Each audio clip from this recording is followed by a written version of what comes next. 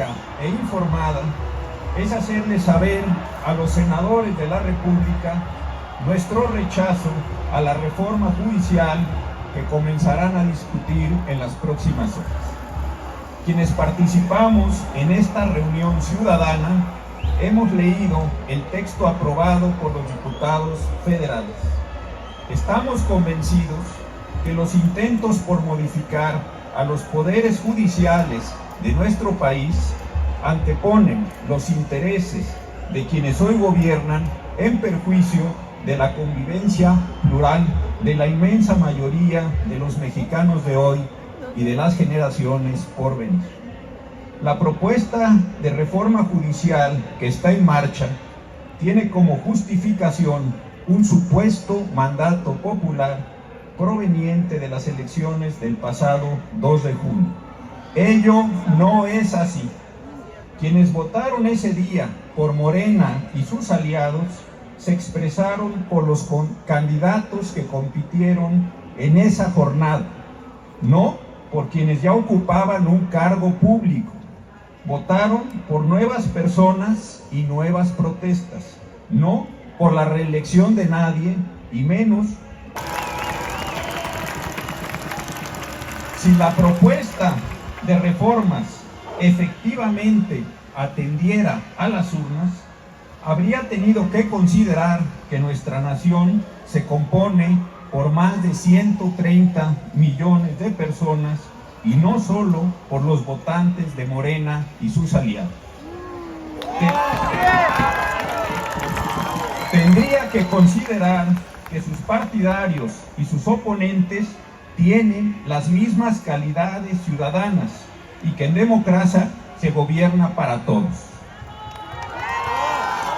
Que una vez concluidas las elecciones, el buen gobierno tiene que ejercerse sin distingos partidistas, que no hacerlo implica insertar el germen de la división y tal vez el de la guerra civil.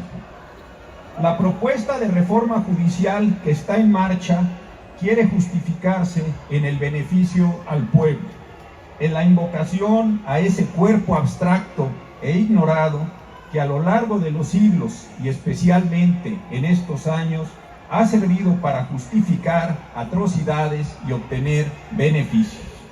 La propuesta de reforma judicial que está en marcha no busca beneficiar a los habitantes de México. Se utiliza para centralizar el poder y minimizar los contrapesos a su ejercicio. Si la reforma judicial se hubiera hecho pensando en los habitantes de nuestro país, hubiera evitado invocar al pueblo y se referiría a las personas, a quienes a diario son víctimas de homicidios, extorsiones, secuestros, desapariciones y otras maneras de vejación cotidiana a que están expuestas. Si la reforma judicial se hubiera hecho pensando en los habitantes de nuestro país, hubiera reconocido los muchos problemas de inseguridad y violencia, así como lo que no se ha hecho para evitarlos, inclusive y con contrición, lo que se ha hecho para incrementarlos desde las bases de la política y sus perversas alianzas. Lejos de reconocer y asumir las faltas propias, se ha optado por crear un chivo expiatorio. Se sostiene que muchos de los males se deben a los jueces, que provienen de su corrupción, elitismo y separación del pueblo, que es por ello que el pueblo, y solo él, puede poner fin a sus males mediante su participación directa. Con respeto a los niños, esta es una narrativa infantil. Lo es por los componentes del relato, por la subestimación de todos nosotros y porque, como en los cuentos para niños, promete un mundo perfecto, redondo, para siempre.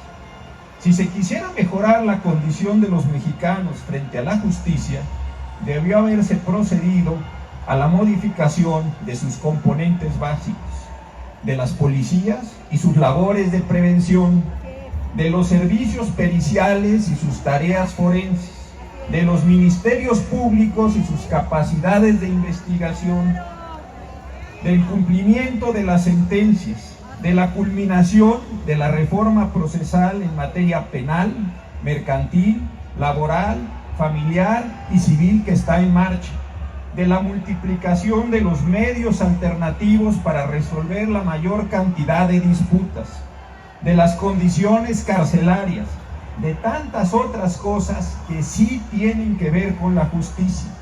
Nada de eso quiso hacerse. De haberse hecho, y como en otro relato infantil, las desnudeces gubernamentales hubieran quedado expuestas. Lejos de enfrentar los indudables problemas de la procuración y la impartición de justicia, lo que pretenden hacerse es utilizar a los problemas que han construido para llevar a cabo un movimiento dominado por unos pocos a partir de la invocación a muchos más, para controlar a quienes en las horas finales de este periodo de gobierno podrían exigir la muy republicana rendición de cuentas por lo hecho y por lo dejado de hacer. Es así como se explica el que una vez más, y tristemente, invocando al pueblo, se quiere elegir a los juzgadores de todo el país mediante procesos tramposos e inoperantes. Es así como se explican los intentos de forzar la mecánica electoral para elegir a los juzgadores bajo el sesgo del poder que los va a proponer. Es así como se explica la muy vergonzosa cesión que de sus facultades legislativas quiere hacer el Congreso de la Unión para que el Instituto Nacional Electoral emita unas normas de excepción. Es así como se justifica la vergonzosa decisión de los diputados para que sus propios representantes y los de los partidos políticos no puedan participar en la discusión de tan inconstitucionales normas. La reforma que se propone busca que mediante una remota y abstracta legitimación popular, los gobernantes de hoy controlen a los jueces de hoy y de mañana. Su acelerado e irreflexivo proceder les ha impedido percatarse de los riesgos en que van a colocarse y a colocarlos. No han reparado en que las indebidas influencias que ya existen en las elecciones políticas habrán de presentarse o podrían presentarse en las judiciales. En ellas participarán delincuentes, potencias extranjeras y capitales depredadores de la economía y la convivencia nacionales. No han reparado que al asimilar la legitimación del juez con la del representante popular encargado de emitir las leyes, pondrán en riesgo la mediación de la propia ley. Esa que sin entender que ya son gobierno, suponen una mera formalidad. ¿No se han dado cuenta que los juzgadores que pretendan ser electos o reelectos tienen que construir sus propias clientelas electorales, jugar sus propios juegos políticos y satisfacer sus propios intereses y los de sus patrocinadores? Desde el oficialismo de nuestro tiempo, no se ha querido ver los problemas que implican la reforma al sistema de justicia de México. Frente a los muchos problemas y retos generados por la iniciativa presidencial, el dictamen de la Cámara de Diputados y la minuta que habrán de discutir los senadores, debemos preguntarnos por las motivaciones de estos esfuerzos. Me pregunto y les pregunto, ¿por qué razones personas inteligentes, informadas y con un pensamiento progresista y democrático creo que es un momento en que yo suspenda mi discurso para aplaudir a los señores senadores que están aquí con nosotros? No están solos, no están solos, no están solos, no están solos, no están solos.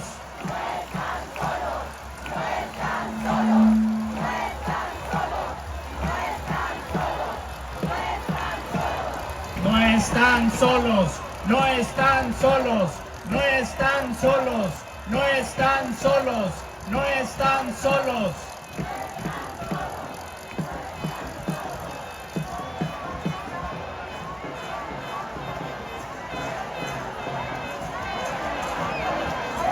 43, 43, 43, 43, 43, 43.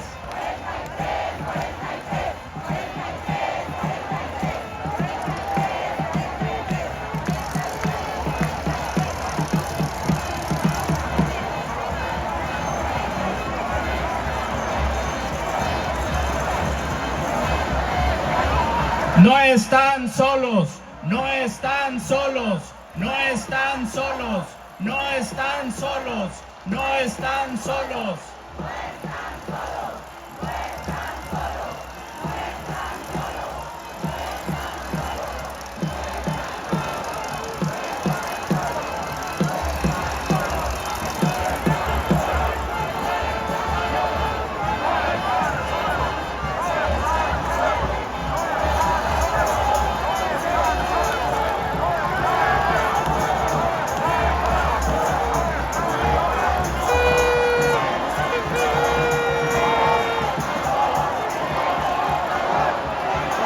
Senador, defiende con valor. Senador, senador, defiende con valor. Senador, senador, defiende con valor. Defiende con valor.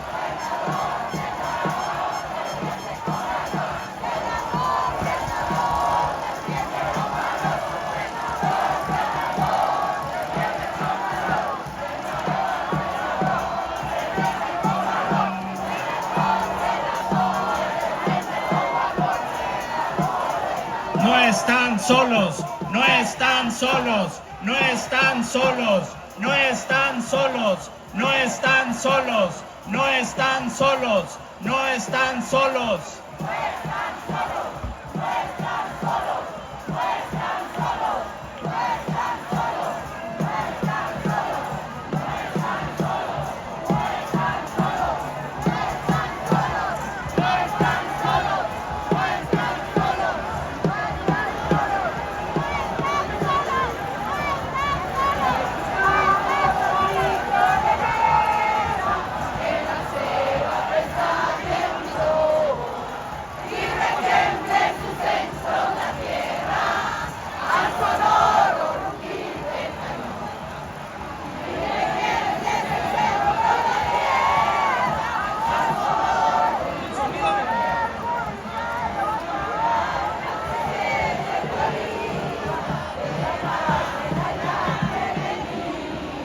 No están solos, no están solos, no están solos, no están solos.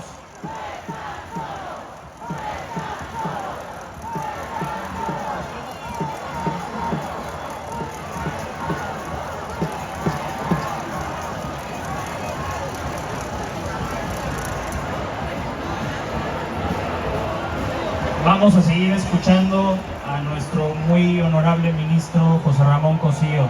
Muchísimas gracias.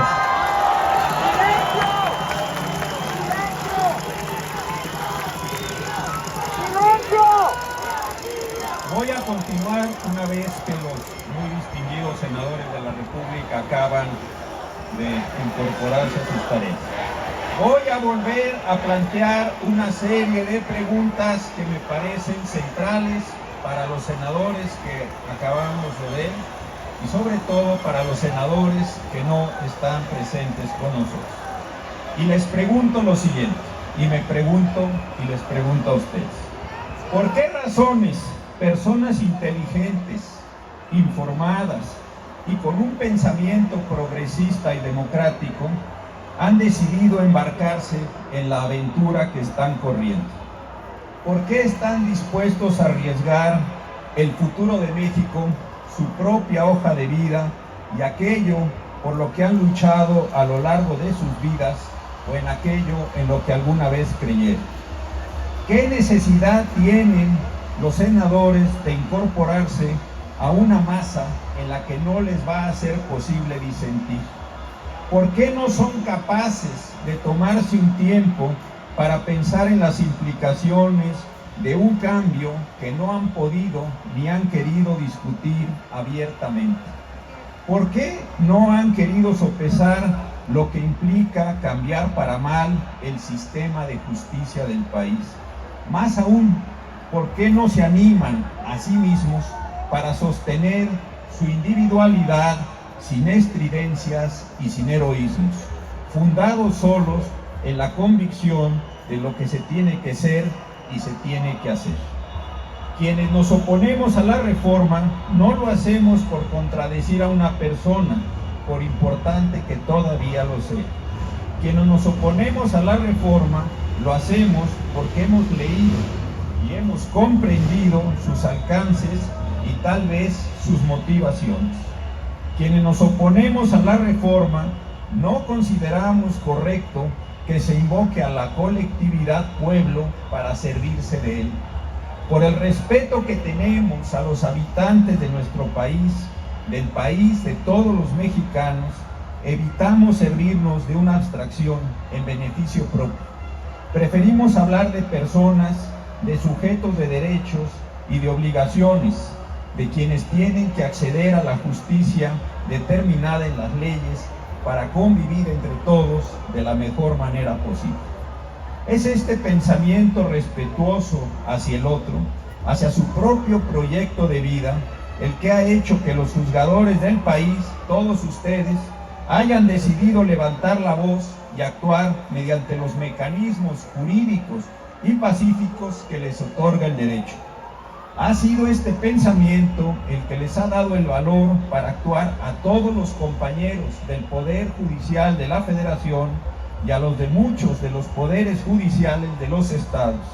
Unos y otros, todos ellos, han entendido que sus demostraciones pacíficas y respetuosas son la única manera con la que cuentan para salvaguardar sus legítimos derechos laborales, pero sobre todo los derechos a la justicia de todos los habitantes de nuestro territorio nacional.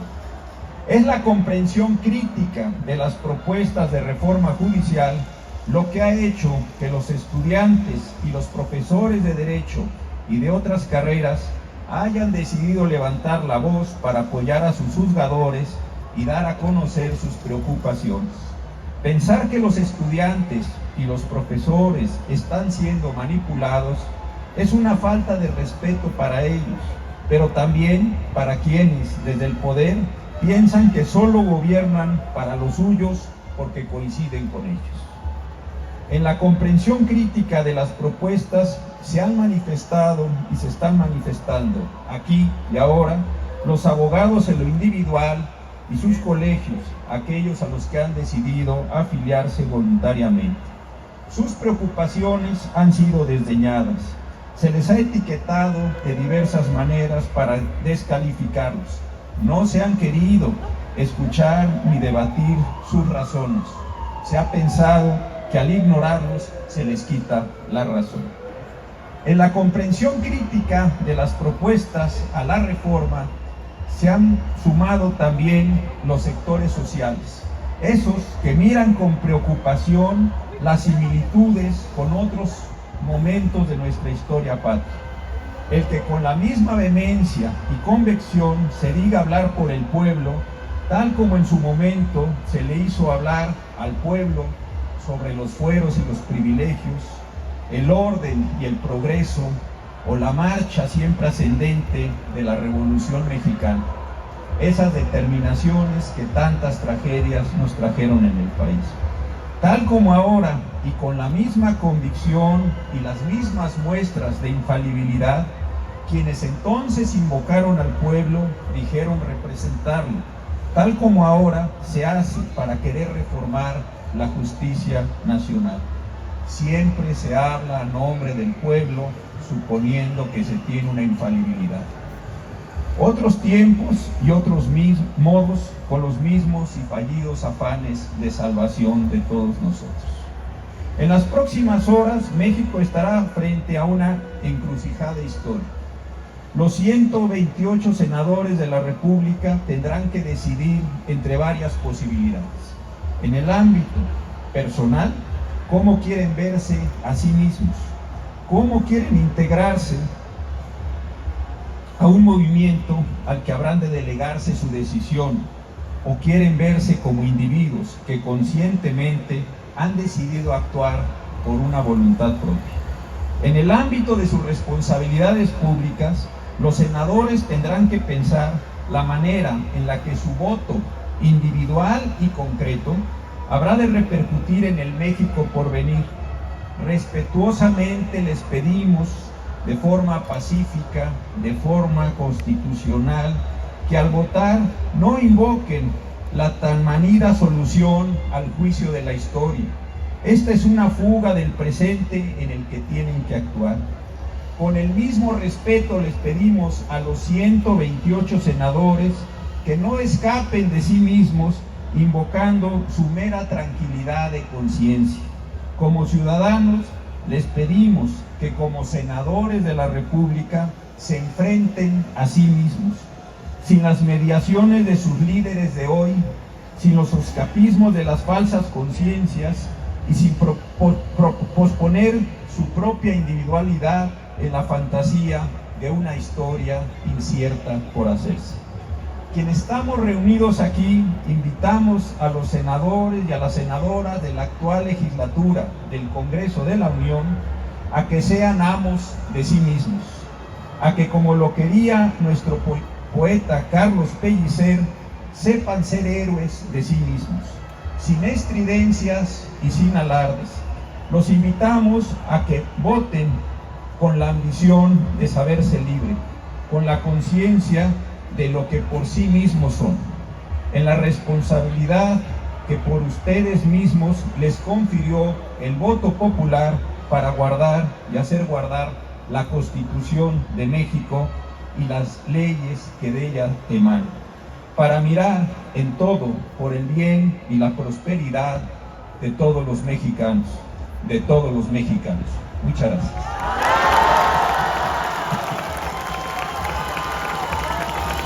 Este sí es ministro, este sí es ministro, este sí es ministro, este sí es ministro, este sí es ministro, este sí es ministro, este sí es ministro, este sí es ministro, este sí es ministro, este sí es ministro.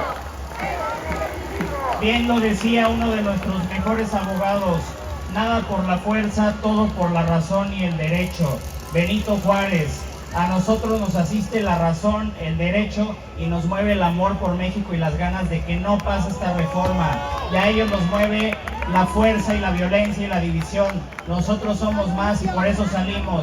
Jóvenes estudiantes, sociedad civil organizada, trabajadores del Poder Judicial, abogados postulantes, todo el pueblo de México unido para que no pase la reforma. Y no pasará, no pasará, no pasará. No pasará, no pasará, no pasará, no pasará, no pasará. Y ahora les pedimos respetuosamente, porque vamos a entonar nuestro himno nacional mexicano.